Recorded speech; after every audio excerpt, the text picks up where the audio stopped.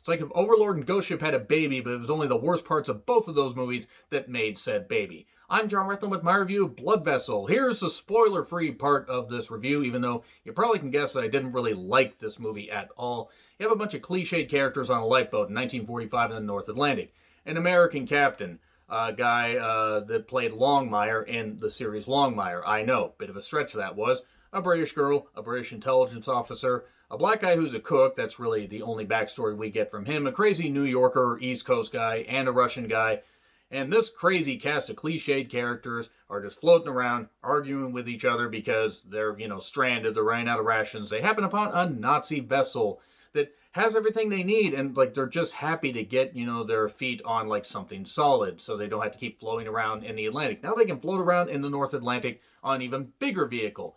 But they think they're going to have to reason with the Nazis or fight their way through to just get some kind of shelter. But they don't get any confrontation.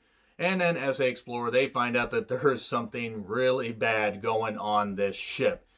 Now, I'm going to say right now that I didn't have high hopes for this movie, but I'm like, okay, if you can take the concept of Overlord, as goofy as it was, make it a little more comedic, and just have some fun with it, then I'm all right with that. Here's the problem. Blood Vessel tries to treat itself even more seriously, and it isn't very good. It's just not good at all. The characters all get a little bit of a backstory.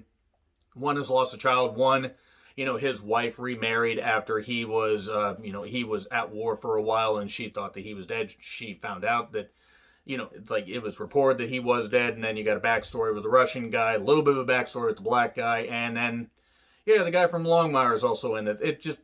Nothing about these characters is really interesting. Nothing about these characters. And unfortunately, it only gets worse because they make the stupidest decisions possible as events keep going on. And it's actually baffling. Some of this stuff is like, how in the world did you not know that this was going to happen? It was obvious when this thing happened earlier. What the fuck is going on? Basically, everybody makes dumb decisions, and as the cast thins out, it just gets fucking ridiculous. It gets even more ridiculous than Overlord did. So all I'm going to say is this movie is not very goddamn good. I would actually argue that this is one of the worst movies I've seen this year. And with all that I've seen, I may do a top 20. This may make it. And I didn't have high expectations, but it was somehow worse. It didn't even meet those expectations. And the acting wasn't very good. And the dumb decisions and everything, and the special effects for some things were absolute ass. So anyway, I'm going to get into spoilers right now here. So 3, 2, 1, and go! Spoilers, spoilers, spoilers. Okay. Here's what they find on the ship. A bunch of dead bodies with weird, exposed veins and everything, and mutilated bodies, and some burned bodies, and what the fuck's going on. Oh, it turns out that the Nazi crew here found some, caskets, some weird spoopy caskets that housed a husband, wife, and their daughter, who were all vampires.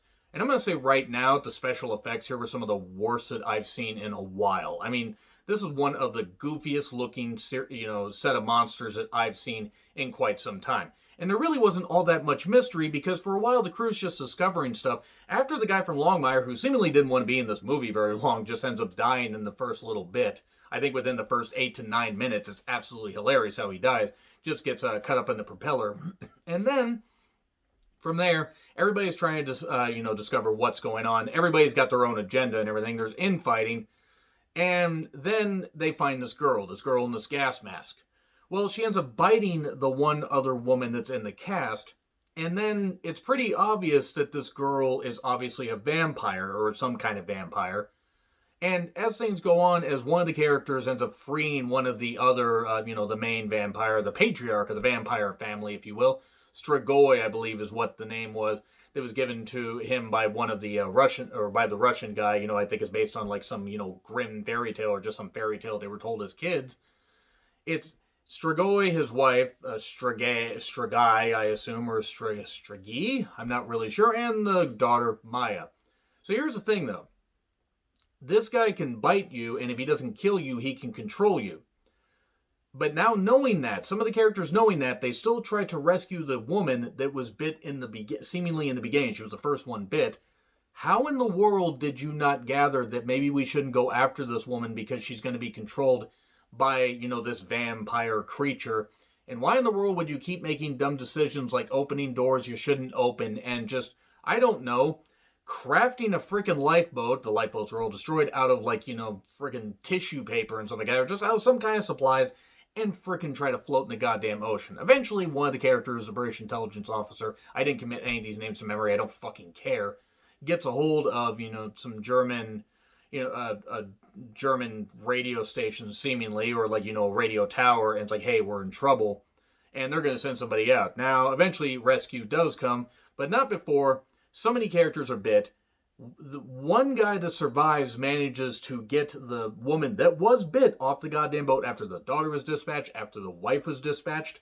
And here's one thing I have to question: how the fuck did this vampire family survive anything when this crack staff of goddamn moronic fucks can take them down easily?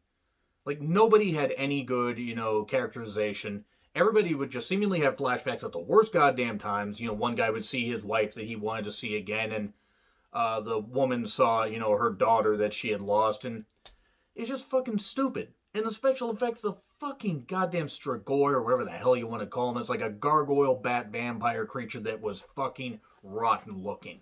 So, this woman and one guy get off of the, jump off of the boat just as the thing explodes after the Russian guy is like seemingly fights off, puts the cross to his goddamn neck after he was bit, and that breaks the control just enough so he can blow everything up by hitting it with an axe. When in doubt, hit shit with an axe and it explodes. That's Physics 101. And then they are in the ocean, and then the woman bites him because she's controlled by the goddamn vampire, even though he's dead, and we all fucking knew that, but no, this guy didn't, because this guy's a fucking idiot that somehow survived to this point in life. And then she gets rescued. But oh no, she's a vampire. And the last line is, "This bloody war." Yeah, this bloody war of mine. That's all I gotta goddamn say about this fucking shit. I watch horror movies just for fun, but it's infuriating when you see characters that are intentionally made stupid just to advance the plot. Yes, that's horror movie 101, but this was really goddamn shit. It gets an F. Blood Vessel is really goddamn bad. I do want to say, though, this is on Shudder. I encourage people to check out Shudder, because they got a lot of really good shit. But Blood Vessel was not one of them. Anyway, agree, disagree with what I said, like, share, subscribe, Twitter handle in the description. I'm John Retlin. I'll see you soon.